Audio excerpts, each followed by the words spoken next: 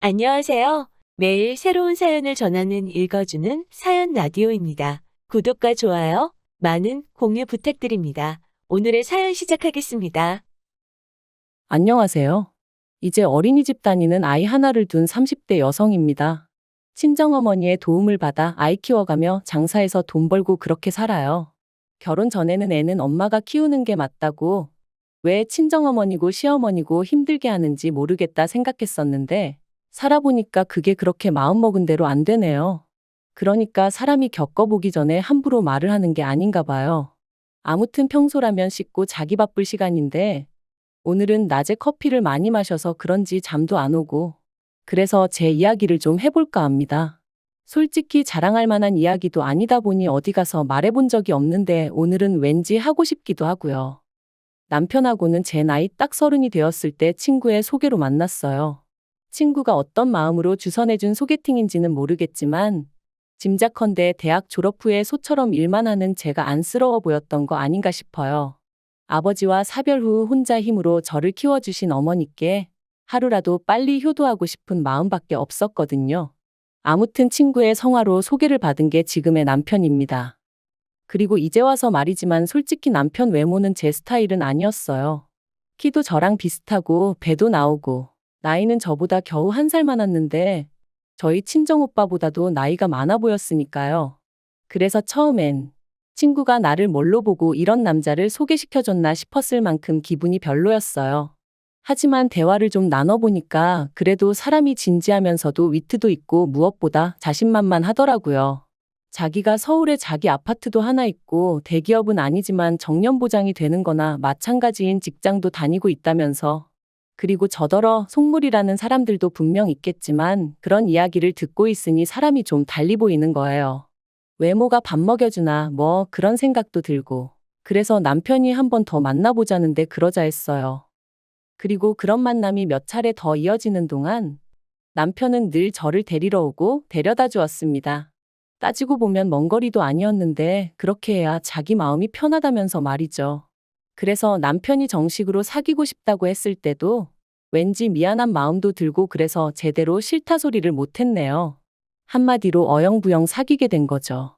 그리고 정신 차려보니까 결혼까지 약속한 상황이었고요. 변명 같고 한심하게 들리겠지만 지금도 그때를 생각하면 꼭 뭐에 홀렸던 것 같다니까요.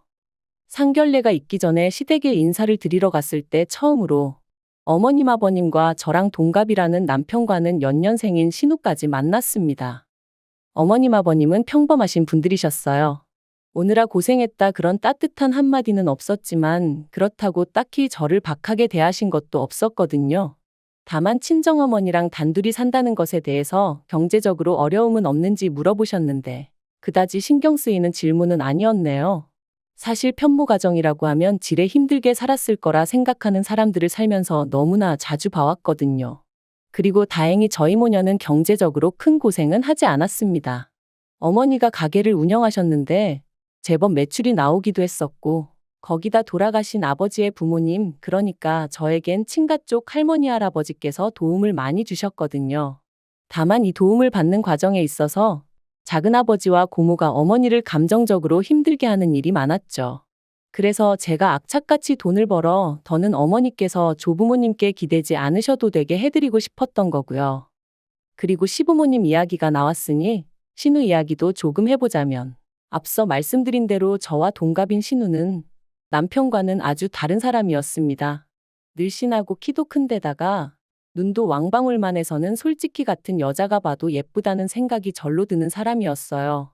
하지만 어째서인지 딱히 하는 일은 없다고 했고 시부모님은 인물이 되니까 괜찮다며 웃으시더라고요.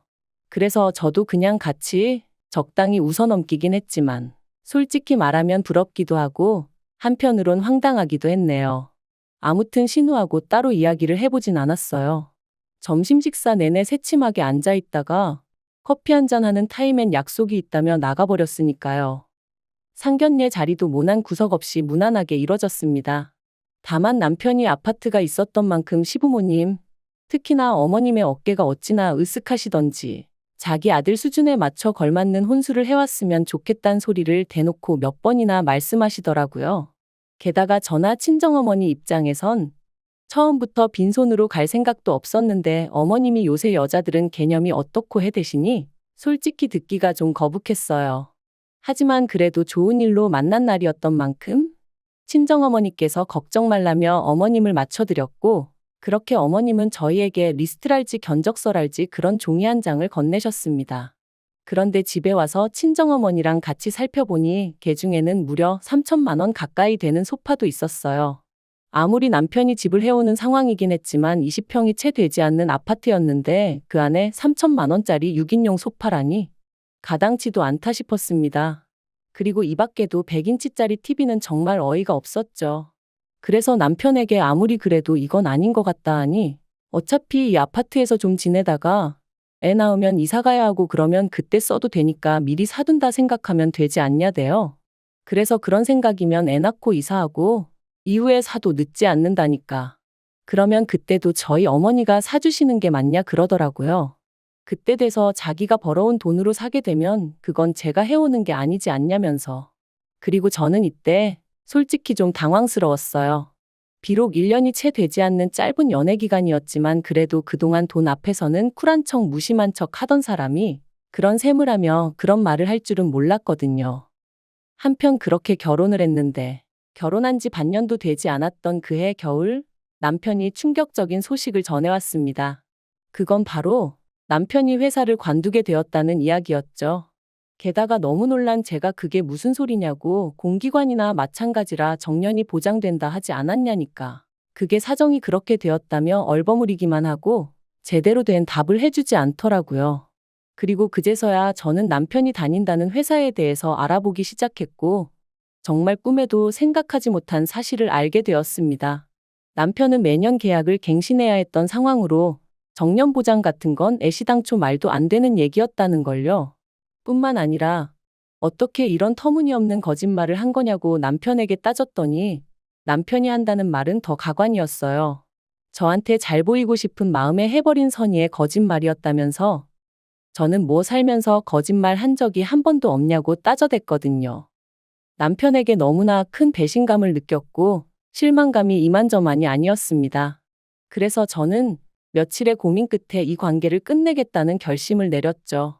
하지만 운명의 장난이라고 해야 할지 남편에게 이혼 통보를 하려던 바로 그날 저는 제가 임신을 했다는 걸 알게 됐네요. 남편 일로 받게 된 스트레스 때문인지 컨디션이 영 좋지 않아 병원에 가려니까 회사 동료가 혹시 모르니 임신 테스트부터 해보라며 조언을 해줬거든요. 불타는 신혼이지 않냐면서 말이죠. 그리고 설마 싶었던 검사 결과는 2줄이었어요. 솔직히 지금도 아이에게 미안한 말이지만 그때 임신 소식을 확인하곤 기쁨보다는 당혹스러움이 컸습니다. 이혼을 결심한 마당의 아이라니 말 그대로 눈앞이 깜깜해진 기분이었죠. 결국 아이도 있고 남편도 남편대로 뒤늦게나마 미안하다 해오면서 이혼 이야기는 흐지부지 되었어요. 그리고 이후로는 출산 직전까지 일하고 첫돌까지 제 손으로 직접 아이를 키웠습니다. 그런데 육아휴직 끝나고 회사에 복귀했더니 제 자리는 이미 다른 사람이 차지하고 있었고 저는 터무니없는 곳으로 발령이 나대요. 너무 황당해서 이게 어떻게 된 일이냐고 나한테 왜 이러냐며 대표를 찾아가 따져도 봤지만 소용이 없었고요. 회사 일이라는 게 그때그때 상황에 따라 팀도 바뀔 수 있고 하던 일을 넘겨받을 수도 넘겨줘야 할 때도 있는 거라며 오히려 저를 아마추어 취급을 해대더라니까요. 그리고 결국 저는 그런 핍박을 3개월 정도 겪다가 회사에서 나왔습니다. 회사에선 실업급여는 탈 수 있게 도와주겠다며 저를 회유했고 저도 더는 체력적으로나 심리적으로 버틸 자신이 없었거든요. 하지만 회사를 관두면 나아질 줄 알았던 제 상황은 오히려 점점 더 나빠져만 갔습니다. 남들은 눈에 넣어도 아프지 않을 아이라고 표현하던데 저는 아이를 보고 있으면 어찌나 불안해지던지 그때의 저를 생각하면 정말 반쯤은 정신이 나가 있었던 것 같기도 해요. 그리고 결국 그런 제 꼴을 보다 못한 친정어머니께서 그러지 말고 저더러 어머님한테 한번 부탁을 해보라셨습니다. 당시 친정어머니는 가게 운영으로 외손자인 저희 아이를 봐줄 겨를이 없으셨지만 어머님은 이따금씩 취미생활로 장구를 치러 가시는 것 말고는 크게 바쁜 일이 없으셨거든요. 그러니 그런 어머님께 아이를 맡기고 저더러 무슨 일이라도 해보라는 말씀이셨죠. 하지만 사실 친정어머니께는 진작 말씀드리지 않아서 그렇지 저라고 왜 그 생각을 안 해봤겠어요. 회사를 관두는 건 정말 내키지 않아서 아닌 게 아니라 몇 번이나 부탁드려 봤었는걸요. 매달리다시피 사정도 해봤고요. 그런데 어머님은 다 늙어서 내가 왜 그런 고생을 해야 하냐 하며 거절하셨습니다. 애는 엄마가 직접 키워야 한다면서 말이죠. 그리고 이 모든 상황을 알게 되신 친정어머니께서는 그럼 당신이 아이를 봐주겠다 하셨습니다. 다만 장사 잘 되는 가게를 정리하긴 아까우니 저더러 가게에 나가서 당신 대신 일을 하라셨죠. 친정어머니가 어떻게든 저를 도와주고자 하신 말씀인 걸 알았기에 알겠다 했습니다. 그런데 그때는 이 결정이 제 인생에 두고두고 영향을 끼치게 될 줄은 정말 몰랐네요. 얼떨결에 도맡게 된 가게 일은 생각보다 제 적성에 잘 맞았고 저는 회사 생활에서는 느끼지 못했던 자유와 성취감을 느낄 수 있었어요. 그리고 1년 정도 지났을 땐 친정어머니가 저에게 전적으로 맡겨주셨기 때문에 여러 가지 시스템을 도입해 볼 수 있었고 그러면서 수익은 더 좋아졌죠. 그러자 아이를 친정에 맡기고 겉으로 돈다며 못마땅해하던 어머님도 더는 싫은 소리를 하지 않으셨습니다. 그도 그럴 것이 그렇게 번 돈으로 어머님한테도 잘해드렸거든요. 솔직히 아이 봐달라는 부탁을 매몰차게 거절하셨던 걸 생각하면 그러고 싶은 마음이 싹 사라지기도 여러 번이었지만 어쨌든 결과적으로는 일이 잘 풀렸으니 과거는 묻어두려는 마음이었어요. 그리고 그렇게 가게를 운영한 지 3년째 되던 해 저는 정식으로 친정어머니에게서 가게를 인수하기로 마음을 먹었습니다. 친정어머니에게는 평생 일구신 자산이나 다름이 없었고 그걸 제가 시쳇말로 날로 받고 싶지는 않았거든요. 그래서 최대한 시세에 가깝게 값을 치르겠다는 생각에 남편에게 대출 이야기를 꺼냈는데 남편이 정말 심하다 싶을 정도로 짜증을 내면서 무조건 안 된다고 하는 거예요. 기다리다 보면 어차피 저희 어머니 돌아가실 거고 그러면 자연히 제 거 될 건데 그걸 무슨 돈을 치르냐 하면서 말이죠. 그리고 그 말에 마음이 팍 상해버린 제가 무슨 말을 그렇게 하냐고 따지니 남편이 또다시 목소리를 높이며 아파트 담보로 대출받아서 친정으로 자기 돈을 빼돌리려는 심산이냐 어쩌냐 하는데 정말 기도 안 차더라고요. 그리고 다짜고짜 큰 소리를 내는 남편을 보고 있으니 갑자기 남편이 회사에서 잘렸던 그날이 떠오르면서 뭔가 쎄한 기분이 들었던 거죠. 그래서 저도 지금 돌이켜보면 어쩌다 그런 생각까지 하게 된 건지 모르겠는데 등기부등본을 떼서 아파트 명의를 확인해 봤어요. 그리고 그 명의는 충격적이게도 남편이 아닌 어머님 이름으로 되어 있었습니다. 아파트를 담보로 대출도 있는 대로 받아진 상황이었고요. 저는 남편에게 등기부등본을 집어던지며 설명해보라 소리를 질렀습니다. 그러자 남편은 놀라거나 미안해하는 대신 저더러 이제 남편 뒷조사까지 하냐며 악을 썼죠. 그리고 그때부터 정말 소위 진흙탕 싸움이 따로 없었습니다. 남편은 저더러 집 명의가 누구로 되어 있는 게 무슨 상관이냐, 그렇다고 네가 집세를 한번 내기를 했냐 뭐 했냐 해댔고, 그렇다고 대출을 저더러 갚으라고 한 것도 아닌데 뭐가 문제냐며 저를 이상한 사람으로 몰아갔거든요. 하지만 저는 다른 걸 떠나서 남편이 또 저를 속였다는 사실이 너무나 충격적이었습니다. 그리고 대출 같은 경우도 남편이 저더러 갚으라고 한 건 아니었지만 그렇다고 대출을 받아다 쓰신 어머님이 갚고 계신 것도 아니었으니 아파트가 제 재산이라고 생각해 본 적도 욕심낸 적도 없었지만 그래도 저는 부부는 모든 면에서 공동체다 생각하고 가게에서 벌어오는 돈 전부를 남편에게 오픈하고 있었던 만큼 배신감이 드는 건 어쩔 수가 없더라고요. 하지만 단지 아파트 명의가 남편이 아니라 어머님으로 되어 있다고 해서 그 일로 제가 이혼까지 결심한 것은 아닙니다. 제가 이혼을 하기로 결심하게 된 결정적인 이유는 남편이 보여준 이중적인 태도 때문이었죠. 남편이 저에게 솔직하지 않다는 걸 확신하게 된 저는 이후로 남편에게 재벌이도 공유하지 않았고 제가 개인적으로 시댁에 해드리던 금전적인 지원도 전부 다 끊어버렸어요. 특히나 아파트를 담보로 한 대출의 주체가 어머님이셨고 그 대출을 남편이 계속해서 갚아드리고 있었다는 걸 알고 나니 솔직히 어이가 없더라고요. 계산해보니까 남편이 시댁에만 한 달에 200만 원 넘게 퍼주고 있던 거나 마찬가지였으니까요. 참고로 저축이라던가 그런 부분은 남편이 관리하고 있었어요. 거짓으로 판명이 났지만 그래도 결혼 당시에는 남편이 해오는 게 많아 보였으니 경제권을 제가 갖겠다고 고집할 수가 없었거든요. 그리고 매번 남편은 자기가 얼마나 돈 관리를 잘하고 있는지 으스대곤 했는데 그것 또한 다 거짓이었네요. 아무튼 상황이 그렇다 보니 제가 더는 얼마를 버는지 남편에게 가르쳐 줄 이유도 없었고 시댁에도 오만정이 떨어져서 일원한 푼도 주기 싫었죠. 그런데 이걸 가지고 남편이 말 그대로 생난리를 쳤습니다. 저더러 자기 돈 보고 결혼한 거냐며 속물이니 어쩌니. 저 같은 여자들이 시부모 아프면 요양원에 갖다 버리고 남편 두고 바람피고 그런다면서요. 말 같지도 않아서 상대도 안 해줬네요. 이후로는 정말 애 때문에 산다는 게 이런 건가 싶을 정도로 서로 무시하면서 지냈고요. 그러다 작년 여름이었어요. 남편이 얘기 좀 하자며 저를 잡더니 어이없는 이야기를 꺼냈습니다. 성형수술 부작용으로 고통받는 어머님을 위해서 저더러 3천만 원만 보태라는 거였죠. 황당해서 그걸 내가 왜 하고 물었습니다. 말이 나와서 말이지만 아무리 공짜라고 해도 그렇지. 그 연세에 멀쩡한 턱을 왜 건드냐고요. 그리고 병원에서는 돈 내고 수술받은 환자가 아니니 자기들이 환부를 해줄 일도 아니라며 완전히 배째라는 식으로 나왔어요. 참고로 제가 아파트 명의 문제로 남편이나 어머님한테 정이 있는 대로 떨어진 상황이긴 했지만 그래도 딸이라고 하나 있는 신우는 막말로 지엄마가 어떻게 되건 말건 관심도 없길래 제가 병원에 쫓아가 따져봐 주기도 하고 그랬어요. 아무튼 저는 나름대로 할 도리는 했다고 생각했는데 남편이 난데없이 어머님 얼굴을 모어 재건수를 해야 하네 어쩌네 하면서 돈을 내놓으라 하니 기도 안 차더라니까요. 제가 그런 남편더러 바랄 걸 바라라고 꿈도 야무지다 했습니다. 여태껏 나 몰래 당신이랑 어머님이랑 알아서 잘해오지 않았냐고 앞으로도 둘이서 잘해보라는 말과 함께요. 그랬더니 남편이 너는 그때 이후로 며느리 도리도 하나 안 하지 않았냐면서 그래도 내가 왜 아무 말도 안 했는 줄 아냐.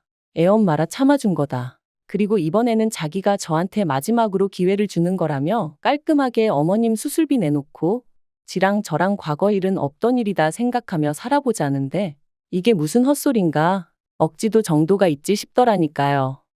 저는 내가 이혼을 하면 이혼을 했지 어머님 수술비는 못 대드린다 했습니다. 그리고 그 잘난 아파트로 대출받아 쓰지 양아치냐고 왜 남의 돈을 탐내냐고 했죠. 그러자 남편은 그럼 이혼하자며 대신 제가 며느리 도리를 안 했으니 위자료 내놓을 각오는 하라대요. 애도 자기가 키울 거라면서 죽을 때까지 애 볼 생각은 꿈도 꾸지 말라면서요. 그래서 세상 일이 다 당신 좋으라고 돌아갈 것 같냐? 어디 마음대로 해보라 했어요. 그리고 아니나 다를까. 남편이 이혼 소송을 걸었지만 결과는 남편의 참패였습니다. 오히려 남편이 저를 속인 것과 아이 양육에 있어서 소홀했다는 점 등이 인정되어 저한테 위자료를 주라는 판결이 나왔거든요. 솔직히 위자료 자체는 크지 않았지만 제 자신과 제 아이 그리고 제가 가진 것들을 지켜냈다는 게 너무 기쁘더라고요. 한편 남편과 이혼 후 남편은 2주에 한 번씩 아이를 보러 옵니다. 그리고 저는 원하지 않는데 틈만 나면 자기 얘기 어머님 얘기를 해대대요. 그래도 애 아빠다 보니 애 앞에서 무안을 주긴 그렇고 그래서 들어는 줬는데 일단 신우가 대출받아서 어머님 재건수술 해드렸는데 그게 잘 안 된 모양이더라고요. 그리고 남편은 저 떠보려고 하는 소린지 뭔진 몰라도 걸핏하면 저랑 이혼하고서 어머님한테 크게 혼났다며 제가 자기를 용서해주면 자기는 모든 과거는 묻어두고 살 자신이 있다나 어떻다나 헛소리를 해댔죠. 그래서 이번 주부터는 주말에 아이인계는 친정어머니한테 부탁드리고 저는 빠져 있으려고 합니다. 헛소리 들어주는 것도 하루 이틀이지. 돈이라도 내고 떠들던가. 진짜 꼴보기 싫은 사람이 쓸데없는 이야기를 계속해대니 죽을 맛이더라니까요. 아무튼 어머님 수술이 잘못됐다는데도 남편 얼굴이 수척해졌는데도 별 생각이 안 드는 거 보면 정말 이제 남보다도 못한 사이가 되었나 봐요. 차라리 생판 모르는 남이 굶는다고 하면 그게 더 안쓰러울 지경이라니까요. 아무튼 지금은 친정어머니랑 같이 살면서 가게 일하고 애 키우고 이렇게 사는 게 좋네요. 한때는 애 아빠 없이 어떻게 애를 키우나? 어머니는 사별 나는 이혼. 말하기 좋아하는 사람들이 얼마나 뒤에서 떠들어댈까 그런 걱정도 들었는데 지금 생각해보면 참 쓸데없는 기우였어요. 남들이 보는 시선이 어떻건 간에 지금의 행복이 계속해서 이어질 수 있도록 제자리에서 하루하루 최선을 다해 살아가려고 합니다. 긴 이야기 들어주셔서 감사합니다. 오늘의 사연은 여기까지입니다. 구독과 좋아요, 알람 설정해 주시면 앞으로 더 좋은 사연으로 찾아오겠습니다. 감사합니다.